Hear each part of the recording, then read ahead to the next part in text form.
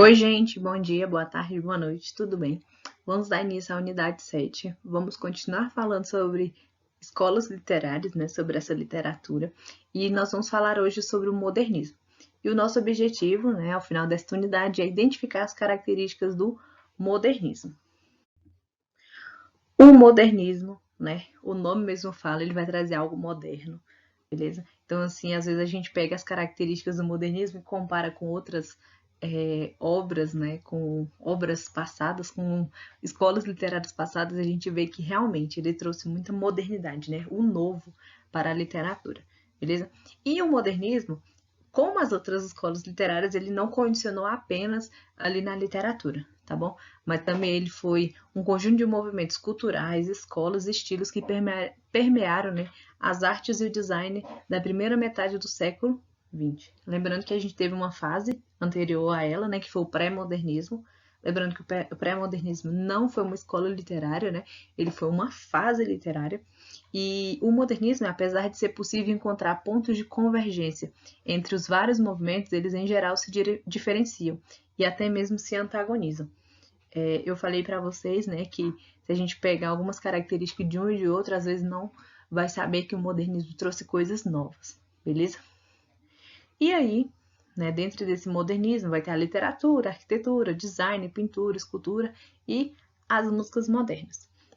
O movimento moderno ele baseou-se na ideia de que as formas tradicionais das artes plásticas, literatura, design e tantas outras coisas, né, tornaram-se ultrapassados e que fazia-se fundamental deixá-los de lado e criar um novo lugar, né, uma nova cultura.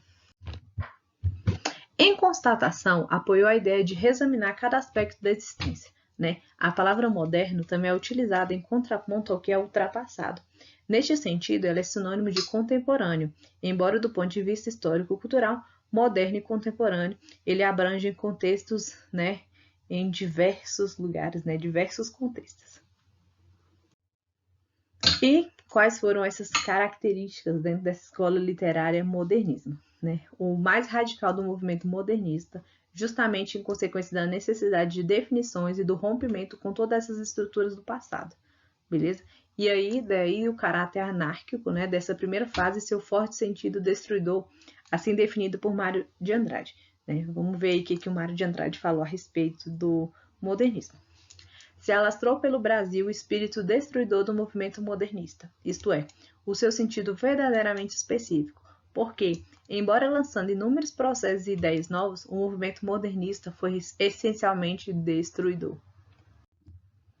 Mas essa destruição não apenas continha todos os germes, né, da atualidade, como era uma convulsão profundíssima da realidade brasileira, beleza? E essa realidade que ele fala, né, que o movimento modernista impôs ao meu ver, a função de três princípios fundamentais: o direito permanente, a pesquisa estética, a atualização da inteligência artística brasileira e a estabilização de uma consciência criadora nacional.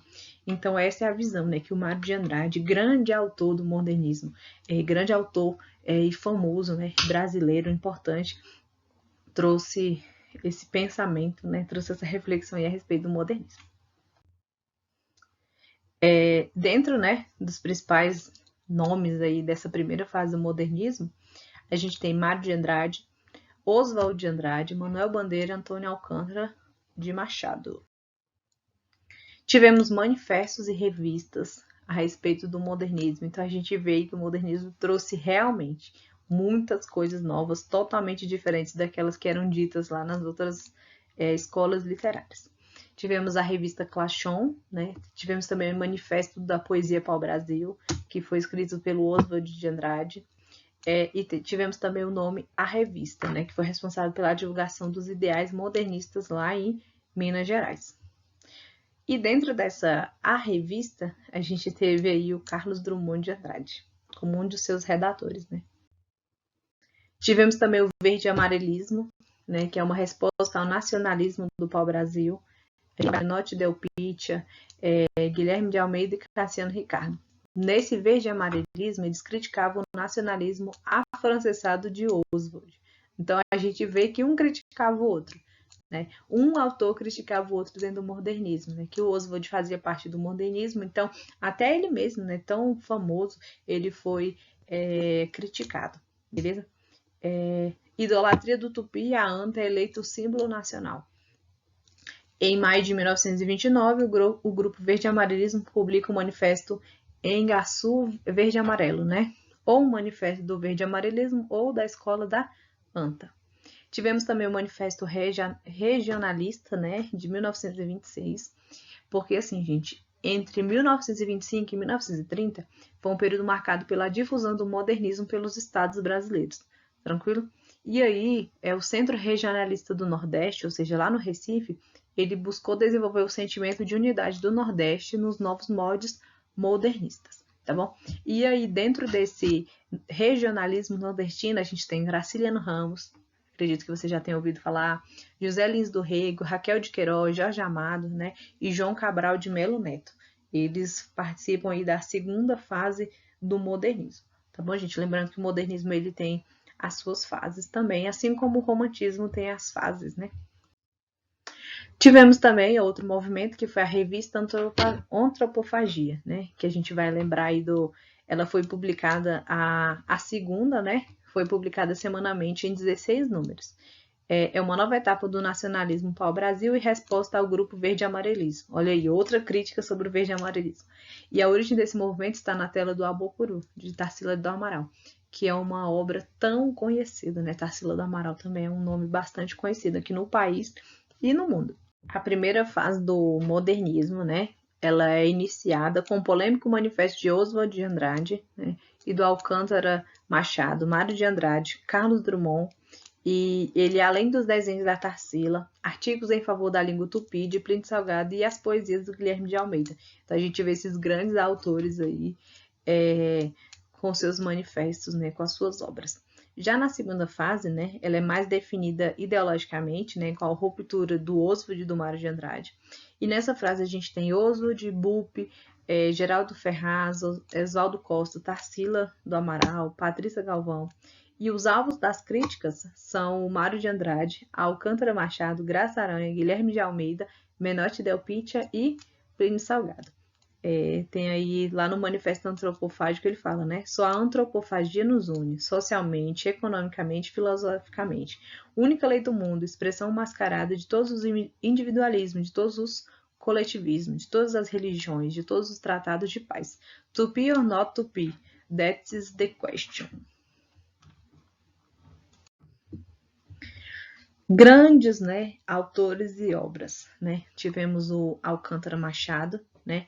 Que ele estava aí no mundo dos imigrantes italianos e seus esforços de integração a São Paulo deram Alcântara Machado, modernismo da primeira hora, ou seja, da primeira fase, a temática e o estilo do qual escreveria os seus contos.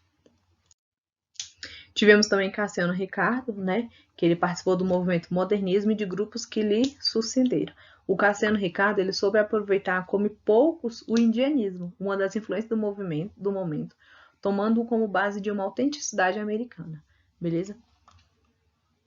O Cassiano Ricardo ele também ele era um modernista, né, e primitivo a um só tempo, né? Ou seja, um brasileiro sem ser nacionalista, sem estrutura, lembra alguns elementos da história em quadrinhos e dos filmes de animação, prenunciando a pop art, que a gente aprende lá nas artes. Além de ter escrito esse livro clássico da literatura brasileira, né, o Cassiano Ricardo manteve até o fim de sua vida uma pesquisa poética, experimental e independente, acompanhando de perto os novos movimentos de vanguarda, sobre os quais escreveu.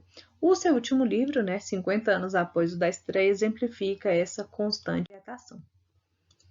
Tivemos aí muitas obras dele, né? Dentro da Noite, Borrões de Verde e Amarelo, A Face Perdidas, Poesias Completas, algumas reflexões sobre poética de vanguarda. Então a gente vê que tem tudo a ver com o modernismo. Tivemos também Guilherme de Almeida, né? Que ele foi poeta, ensaísta, tradutor e jornalista, né? Ele participou da Semana de 22, a Semana de Arte Moderna, e da fundação da revista modernista Clachon, né? E lá em 1928 ele entrou para a Academia Paulista de Letras e depois ele foi para a ABL, né, a famosa Academia Brasileira de Letras. Outro autor muito importante, muito famoso é o Manuel Bandeira. Ele nasceu no Recife, depois ele foi para o Rio de Janeiro e para Santos, né?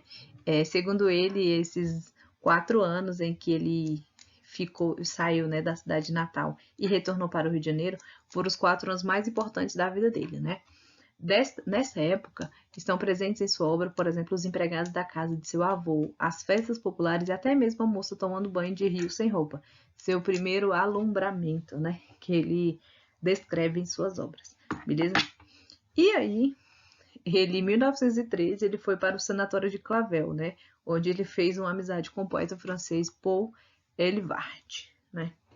Ele fala bem assim, né, que continuei esperando a morte para qualquer momento, vivendo sempre como que provisoriamente. Então, ele não tinha uma visão tão grande de que poderia viver tão bem, né? Por isso que ele diariamente ele esperava ali a morte dele. Esses poetas modernistas, eles trazem umas obras tão diferentes, né, daquelas que a gente já leu, que a gente já estudou.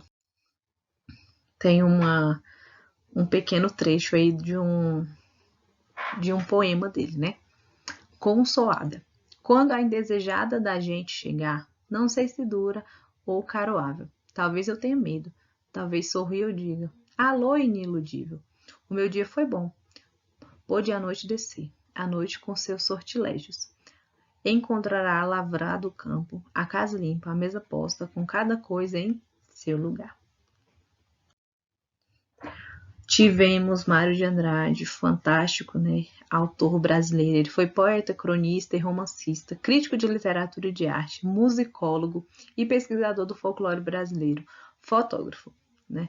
E aí, lá em 1917, sobre o pseudônimo Mário Sobral, ele publica seu primeiro livro, né? Há uma gota de sangue em cada poema. Ele conheceu o Oswald de Andrade e assiste à exposição moderníssima da pintora Anita Malfatti. Então, ele ajudou bastante aí nessa literatura brasileira. Ele, em 1918, ele escreve em A Gazeta como crítico de música e no ano seguinte ele colabora em A Cigar, beleza?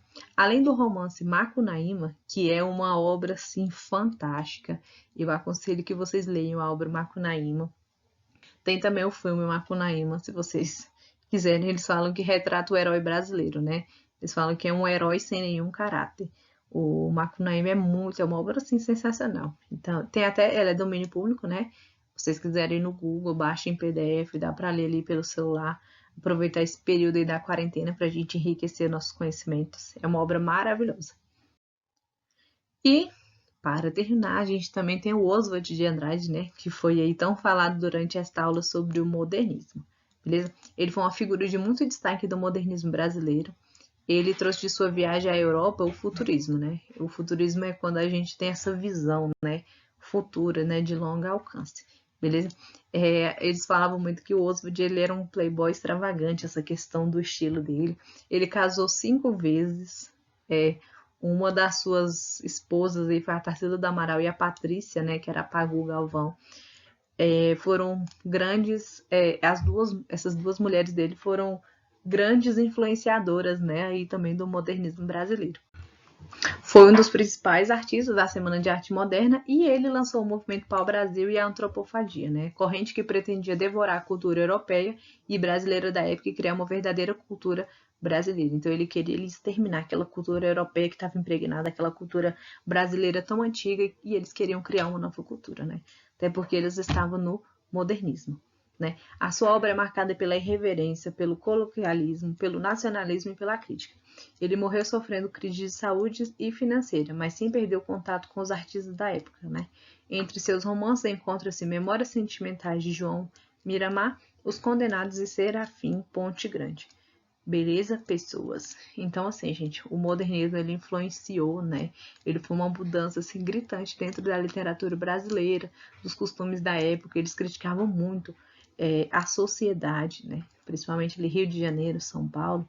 Recife também, né? Que foi um grande berço aí desse modernismo, beleza? Gente, como eu sempre falo, revisem a aula de vocês, façam anotações. O modernismo é uma escola muito rica. Não estou dizendo que as outras não são, mas o modernismo, por conta, né, dessa modernidade que eles trazem, é importante que a gente sempre faça anotações sobre essa escola literária, beleza? Leiam também a apostila, né, quantas vezes vocês quiserem. E também assistam esse vídeo quantas vezes vocês quiserem, fazendo sempre as suas anotações e buscando também outras formas para vocês compreenderem essas escolas literárias. Tá bom, pessoal? Bons estudos para vocês!